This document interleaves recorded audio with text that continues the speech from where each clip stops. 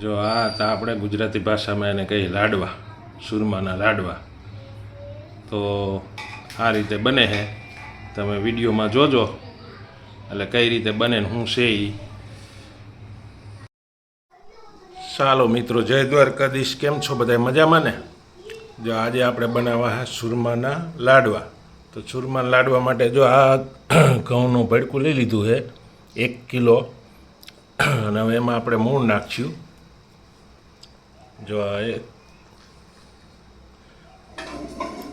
એમાં તેલનું મૂળ નાખે છે, 1.5 પાવરું તેલનું મૂળ નાખ્યું છે. હવે પાણી નાખી અને પછી લોટ બાંધી લેશે. તો અત્યારે ખાલી મૂળ નાખીને એ લોટને સરખો મિક્સ કરી લઈએ. હવે બનાવવા છે સુરમાના લાડવા. તો વિડીયોમાં બન્યા રહેજો, અને ગામડાની રૂઢિ પ્રમાણે કેવી રીતના બને છે એ પણ તમે જોતા રહેજો. તો આ રીતે બનશે. જો અત્યારે તો લોટમાં મૂણ દઈ અને મિક્સ કરે છે.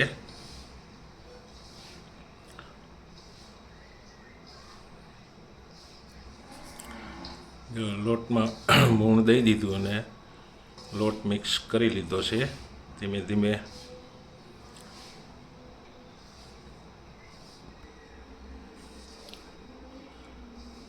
જો આ રીતે લોટને વ્યવસ્થિત રીતે મિક્સ કરે.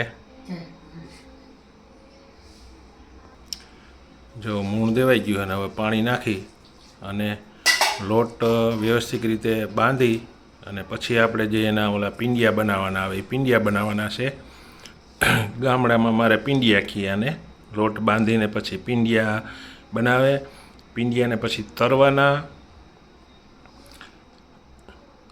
વિડીયો ન જોયો એ જરૂરથી જોજો, એટલે તમને શીખવાય મળશે અને જાણવાય મળશે કે આઈટમ કેવી બને છે, કઈ રીતે બને છે. એ બધું આપણે વિડીયોમાં શીખવાડીએ છીએ, અને માપછાજ પ્રમાણે. એટલે તમે વિડીયોમાં બન્યા જ રહેજો એમ. જો આપણે આ લોટ બંધાઈ ગયો છે અને એના પિંડિયા વારે છે. તો આ રીતે પિંડિયા કરવાના. જો આ રીતે પિંડિયા કરવાના. પછી એ પિંડિયાને આપણે છે ને જો આ રીતે તેલમાં તરવાના છે. જો આ રીતે તરવાના તેલમાં, અને એકદમ આમ બ્રાઉન કલર થાય ત્યાં હું તરાવા દેવાના, અને પછી એને આપણે કાઢી લેવાના. જો હવે આપણે પિંડિયા છે ને લગભગ પાકી ગયા છે, એટલે આપણે એને કાઢી લઈએ. જો આ રીતે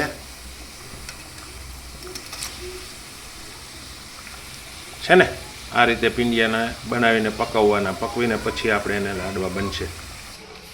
જો આપણે પિંડિયાનું કામકાજ પૂરું થઈ ગયું. પિંડિયા બધા વળી ગયા છે વ્યવસ્થિત રીતે. જો આ પિંડિયા બધા વરીને કમ્પ્લીટ થઈ ગયા છે. અને તરવામાં જો આ તરવામાં કામકાજ હાલે છે અત્યારે. જો આ રીતે તરાય છે, અને એ હવે એકાદો ગાણવો થાશે. આપણા પિંડિયા પાકીને કમ્પ્લીટ થઈ જશે. બરાબર? ત્યાં વિડીયોમાં બન્યા રહેજો. જો આપણે પિંડિયા તરાઈને કમ્પ્લીટ થઈ ગયા. તો હવે એનો આપણે ભૂકો કરવાનો છે. તો આ રીતે બટકા કરી નાખીએ એટલે ઠરી જાય.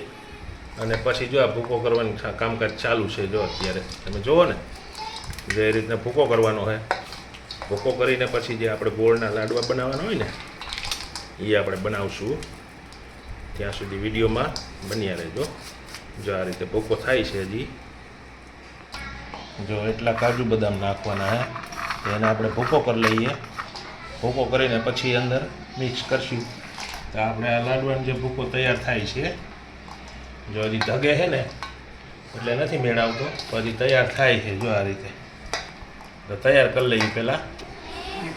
જો હવે આપણે આ ભૂકો થઈ ગયો છે કમ્પ્લેટ, અને હવે આપણે છે ને એને આપણે ગોળનું જે સાહણી કહીએ, ગોળની સાહણી લેવાની છે. તો ગોળ આપણે 1/2 કિલો લીધો છે. 1/2 કિલો લોટ છે તો 1/2 કિલો ગોળ લીધો છે. તમારે મીઠું કરવું હોય તો જો આપણે આ ગોળની સાહણી, અમારે ગુજરાતી ભાષામાં આને તાઈ કહેવામાં આવે. હવે એમાં આપણે ઘી નાખવાનું છે.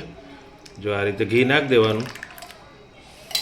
જો ઘી નાખી અને હવે એને આપણે ગરમ કરવા મૂકવાનું છે. તો એને તાય લેવામાં કહેવામાં આવે છે અમારા ગુજરાતી ભાષામાં. જો આ રીતે આમ પાય લેવાની હોય, તમે જે કહેતા હોય પાય કયો તાય કયો, એમાં તો પાય કહીએ. ગોળની જો આ રીતે પાય લઈ અને પછી એના લાડવામાં નાખવાનું. જો અમારા બે મેડમ બેઠા બેઠા હે ને લાડવા બનાવે છે. જો પાય આવી ગઈ અને હવે એ મિક્સ કરે છે. મિક્સ કરે એમાં આપણે છે ને કાજુ બદામ જે ભૂકો કરીને રાખ્યા હતા એ પણ આપણે એમાં એડ કરી દીધા. તો જો લાડવા વાળવાનું કામકાજ આપણું ચાલુ જો આ રીતે. અને જો આ રીતે લાડવા બને છે.